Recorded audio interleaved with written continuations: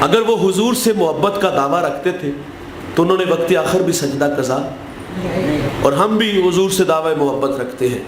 اب سوال ہے کیا ہم نے محبت کے تقاضوں کو پورا کیا؟ غلامی رسول میں موت بھی قبول ہے، کیا یہ نعرے کھوکھلے نہیں ہیں؟ دیکھیے حضور نبی رحمت صلی اللہ علیہ وسلم اس امت میں 63 برس گزار کے گئے، ایک لمحہ بھی ایسا نہیں کہ حضور نے ہمیں بلایا ہو۔ فضل بن عباس کہتے جب حضور کو مرکز نور میں اتارا گیا تو میں نے دیکھا لب حرکت میں تھے، کان قریب کر کے سنا تو حضور اس وقت بھی فرما رہے تھے اے اللہ میری امت کی مغفرت فرما دے۔ وہ لمحے یاد کیجئے جب حضور پر عذاب کی آیتیں اتری، رنگ متغیر ہو گیا، آپ مجمع صحابہ سے اٹھے اور باہر چلے گئے۔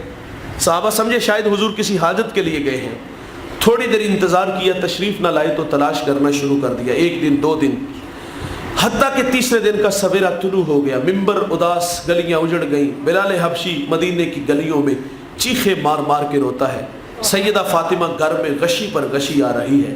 واصف علی واصف کہتے شرف مکان کا نہیں ہوتا، شرف مکین کا ہوتا ہے۔ وہ یثرب تھا، بیماریوں کا گھر تھا، لیکن سونے محمد کے قدم لگتے ہیں اللہ مدینے کی خاک میں شفا رکھ دیتا ہے۔ تیسرا دن ہوا، صحابہ جنگل میں چلے گئے، وہاں ایک چرواہا ملا، میں نے اس جنگل کی زیارت کی ہے، وہاں گھر بن گئے۔ اس سے کہتے یار تو نے اس نام کا کوئی شخص تو نہیں دیکھا؟ وہ کہتے اتنا میٹھا نام تو میں نے سنا ہی پہلی دفعہ ہے۔ ہاں اتنا جان تو وہ سامنے غار دیکھتے ہو جس کا نام جبل صلاح ہے، وہاں ایک جوان ہے جو صبح بھی روتا ہے شام بھی روتا ہے، اور کہتا ہے وہ میری بکریاں دیکھو حلقہ بنائے بیٹھی ہے، نہ کچھ کھاتی ہے نہ کچھ پیتی ہے، وہ روتے ہیں تو یہ بھی روتی ہے۔ صحابہ نے پوچھا وہ رونے والا کیا کہتا ہے؟ اس نے کہا جب اس کے لبہائے مبارک کھلتے ہیں تو وہ رب حبلی امتی کی صدائیں دیتے ہیں۔ بے جان جسموں میں جان آئی، صحابہ اندر داخل ہوئے، آنکھیں کیا دیکھتی ہیں کہ حضور کی پیشانی نکیلے پتھر پہ جھکی ہے اور رو رہے ہیں، اپنی معیشت کے لیے نہیں، اپنی کہانی تو یہ ہے۔ اللہ فرماتا ہے محبوب اگر آپ کہو تو ہم بطح مکہ کو سونے چاندی کا بنا دیں، اپنے لیے نہیں آپ کے لیے، میرے لیے اللہ سے کہہ رہے تھے اللہ میری امت میری امت۔ صحابہ نے منت سماجی کی، فرمایا میں اتنی دیر تک سجدے سے سر نہیں اٹھاؤں گا جتنی دیر تک اللہ امت کے معاملے میں راضی نہیں کر دیتا۔ دوستو سیدہ فاطمہ کو خبر ملی، آپ مدینے کی عورتوں کو لے کے اس غار کی طرف بڑھتی ہیں، صحابہ پیچھے ہٹ کے آپ اندر داخل ہوئی اور جا کر کے کہتے ابو بیٹی آئی ہے، جگر کا ٹکڑا آیا ہے، جس کے لیے مسند بچھا دیتے تھے فاطمہ آئی ہے۔ حضور بیٹی کو بھی فرماتے بیٹے مجھے امت کی محبت تک سجدے سے سر نہیں اٹھاؤں گا جتنی دیر تک اللہ راضی نہیں کر دیتا۔ جوانوں سنیے، پھر سیدہ اپنے اللہ سے کہتی مالک میں نے سنا ہے جب فقیروں اور درویشوں کی دعائیں مستجاب نہیں ہوتی تو وہ سروں سے پگڑیاں اتار کے اے اللہ تجھ سے بھیک مانگتے ہیں، تجھے پھر اپنے بندوں پہ رحم آ جاتا ہے۔ عرض کیا مالک آج تیرے نبی کی بیٹی فاطمہ جس پر تو نے تطہیر کی آیتوں کو نازل کیا ہے، میں سر سے دوپٹہ اتار کے اپنے بابا کی امت کے لیے تجھ سے بھیک مانگتی ہوں۔ جوانوں سیدہ کا ہاتھ ردا کی طرف بڑھا، کوہرام مچ گیا، بادلوں کی اوٹ میں سورج نے منہ چھپا لیا، ایسا لگا کہ قیامت آ گئی۔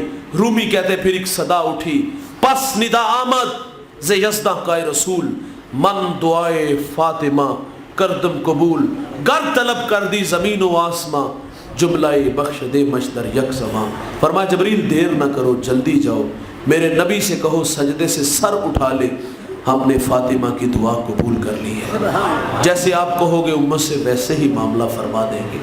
محبت تو تقاضے چاہتی تھی جوانوں۔ آئیے آج میں اور آپ تھوڑا سا وقت اپنی ذات کو بھی دیں یار، سارا دن دنیا کی دوڑ میں لگے ہیں، وہ 10-20 منٹ اپنے من میں ڈوبنے کی کوشش کریں کہ کہاں گزار دیے 25 سال، کہاں گزار دیے 50 سال، کہاں گزار دیا بڑھاپا 80 سال عمر ہوگی، لیکن آج بھی گناہوں کی لت میں پڑے ہیں۔ راستے تو ہمارے گناہوں کی راہوں کے مسافر ہیں۔ کیا ہم نے حضور کی وفاؤں میں زندگی گزاری یا اس پیغام کو جو ہے وہ اپنے اوپر مسلط ہی نہ کیا؟ آج کی اس بزم میں یہ پیار کی کہانی ساتھ لے کے جائیے گا۔ حضور رو رو کے آپ کے لیے دعائیں مانگتے ہیں اور ہم نے اس کے صلے میں کیا دیا، یہ غور و فکر آپ بھی کرو گے میں بھی کروں گا۔ اللہ ہمیں عمل کے جذبے دے، اللہ عمل کی راہیں ہمیں عطا فرمائے۔ اور یار آپ کے تو بالکل پڑوس میں اتنا بڑا شخص بیٹھا ہے، اس کی زندگی سے نصیحت حاصل کرو۔ حضور کے نام زندگی لگانے والا آج پوری دنیا میں سلطان بہو کے تذکرے اور چرچرے ہیں۔ اور آئیے ہم بھی عمل کی راہوں کے مسافر بن جائیں تاکہ ہمارا مالک ہم سے راضی ہو جائے۔